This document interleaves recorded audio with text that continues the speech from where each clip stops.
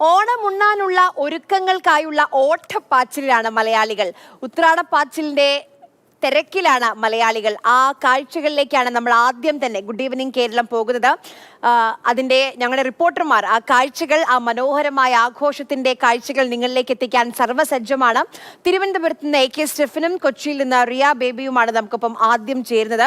ആദ്യം നമുക്ക് സ്റ്റെഫിനിലേക്ക് പോകാം. സ്റ്റെഫിൻ, ഈ തിരുവനന്തപുരത്ത് ഓണാഘോഷം ശരിക്കും ഇന്നലെ മുതൽ തന്നെ ഓണായി തുടങ്ങിയിട്ടുണ്ട്. നഗരവീഥികളിലൊക്കെ മനോഹരമായ ലൈറ്റുകൾ, വർണ്ണാഭമായ കാഴ്ചകളാണ്. പ്രത്യേകിച്ച് കനകക്കുന്ന് ഭാഗത്തൊക്കെ ഈ അവസാനം ഉത്രാടപ്പാച്ചിൽ ഇപ്പോൾ എങ്ങനെയാണ്? മഴയൊക്കെ മാറി നിൽക്കുന്നത് വലിയ ആശ്വാസമാണ് തലസ്ഥാന നിവാസികൾക്ക്.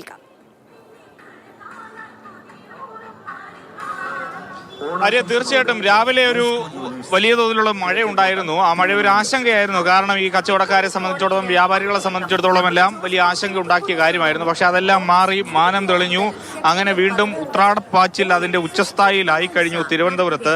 സാധാരണഗതിയിൽ ഇന്ന് തിരുവനന്തപുരത്ത് വന്ന് താമസിക്കുന്നവർ, പഠനത്തിനായി വന്നവർ, അവരെല്ലാം തന്നെ മടങ്ങുന്ന ഒരു ദിവസം കൂടിയാണ് ഇന്ന്. യഥാർത്ഥത്തിൽ തിരുവനന്തപുരത്തുകാരുടെ മാത്രമാകും. അത്രയധികം തിരക്കുണ്ട്. പല സ്ഥലങ്ങളിൽ നിന്ന് ആളുകൾ ഈ തിരുവനന്തപുരത്തിന്റെ ചാലയും അതോടൊപ്പം തന്നെ പത്മനാഭസ്വാമി ക്ഷേത്രത്തിന് സമീപവും എല്ലാം തന്നെ വലിയ തോതിലുള്ളൊരു തിരക്കാണ് യഥാർത്ഥത്തിൽ നമുക്ക് അനുഭവപ്പെടുന്നത്. ഇവിടെ വഴിയോര കച്ചവടക്കാരെ കൊണ്ട് നിറഞ്ഞിരിക്കുന്നു. അത് സാധനങ്ങൾ വാങ്ങുന്നതിന് വേണ്ടി, വില കുറച്ച് വാങ്ങുന്നതിന് വേണ്ടി ആളുകൾ ഇങ്ങനെ ഈ തെരുവുകളിലെല്ലാം തന്നെ വന്നിരിക്കുന്ന ഒരു കാഴ്ചകളാണ് നമുക്ക് കാണാൻ കഴിയുന്നത്. എങ്ങനെയുണ്ട് കച്ചവടമൊക്കെ? എങ്ങനെയുണ്ട് കച്ചവടം? എങ്ങനെയുണ്ട് കച്ചവടം? പരവായില്ല.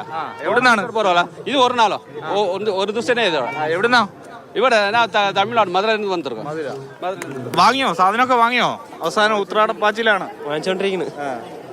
ഓരോ സൈഡിൽ നിന്ന് ഓരോരുത്തർക്കുള്ളതായിട്ട് ഇങ്ങനെ വാങ്ങിച്ചു പോയിക്കൊണ്ടിരിക്കും. എന്തൊക്കെയാണ് പ്ലാൻ? നാളത്തെ പ്ലാൻ എന്തൊക്കെയാണ്? നാളത്തെ പ്ലാൻ ഫുൾ സമയം വീട്ടിൽ തന്നെ. പണം ഉണ്ടെങ്കിൽ പ്ലാൻ ഉണ്ട്, പണം ഇല്ലേ പ്ലാൻ ഇല്ല, അല്ലേ? അതാണ് പ്ലാൻ.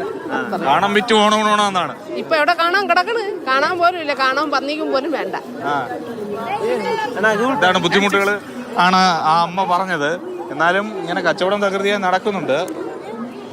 ആ കാഴ്ചകളാണ് കാണുന്നത്. നമുക്ക് തെരുവുകൾ നോക്കിക്കഴിഞ്ഞാൽ ഈ പ്രത്യേകിച്ചും തെരുവ് കച്ചവടക്കാരെ കൊണ്ട് നിറഞ്ഞിരിക്കുന്നു. ചെറിയ മനോഹരമായ സാധനങ്ങൾ, പൂക്കൾ, അതോടൊപ്പം തന്നെ മറ്റ് സാധനങ്ങളെല്ലാം വാങ്ങുന്നതിന് വേണ്ടി ഒരു തിരക്കാണ്. മേടിച്ചോ? എല്ലാം വാങ്ങിയോ?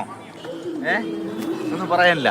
എന്താണ് ഓണത്തിന്റെ ഒരുക്കങ്ങളൊക്കെ എവിടെയായി ചേച്ചി? ഓണം അടിപൊളി. നമ്മള് ജീവിക്കാൻ വേണ്ടി വിൽക്കാൻ നടക്കണ്. നമ്മളെ പോലുള്ളവരൊന്നും വാങ്ങിക്കണില്ല. കടയിൽ വലിയ കവറുകളിലിട്ട് വലിയ വലിയ കടയിലേക്ക് 1000 എന്ന് പറഞ്ഞാൽ അവർ വാങ്ങിച്ചോണ്ട് പോകണം. നമ്മൾ വീട്ടിൽ തച്ച് 200 രൂപയ്ക്ക് കൊടുക്കുമ്പോൾ അവർക്ക് നിസ്സാരം പോരാത്തവരെ എന്നാണ് പറയണത്. അവർക്ക് ഒരു പുച്ഛം പോലെ. ഈ തുണി കവർ ചെയ്ത് കണ്ണാടി കുട്ടി വെച്ച് 500 1000 രൂപയല്ലേ അവർ വാങ്ങിക്കാൻ തയ്യാറാണ്. ഇത് സ്വന്തമായിട്ട് ഞങ്ങളെ ജീവിതമാർക്കാം. ഞങ്ങള് കാലടി ജീവിക്കാൻ നിവർത്തിയില്ലാത്തതുകൊണ്ട് നമ്മളിപ്പോ ഇതിനിറങ്ങി. 3 വയസ്സായ അമ്മമാര് വീട്ടിലുണ്ട്. അവരെ കാര്യം നോക്കണം. ഞങ്ങൾക്ക് വീട് വാടകയ്ക്കാണ്. നമ്മളെ ജീവിതമാർക്കം ഇന്ന് ഇതിനു വേണ്ടി ഇറങ്ങി. ഇനിയും പ്രതീക്ഷ കൈവിടണ്ട. ഇനി കുറച്ച് സമയം കൂടെ ഉണ്ട്. നടക്കട്ടെ. നല്ലൊരു പ്രതീക്ഷ മുമ്പോട്ട് ഈ ഇതില് പോവും. ശരി. ഏതായാലും ഓണം അങ്ങനെ പലർക്കും പ്രതീക്ഷയുടെ ഒരു അനുഭവങ്ങളാണ്, അല്ലെങ്കിൽ അതിനുവേണ്ടിയുള്ളൊരു കാത്തിരിപ്പ് കൂടിയാണ് ഓണം എന്ന് പറയുന്നത്. പ്രതീക്ഷകൾ മാത്രമല്ല, അതിജീവനത്തിന്റെ ഓണം കൂടിയാണ്. അതാണ് ആ അമ്മ പറഞ്ഞത്.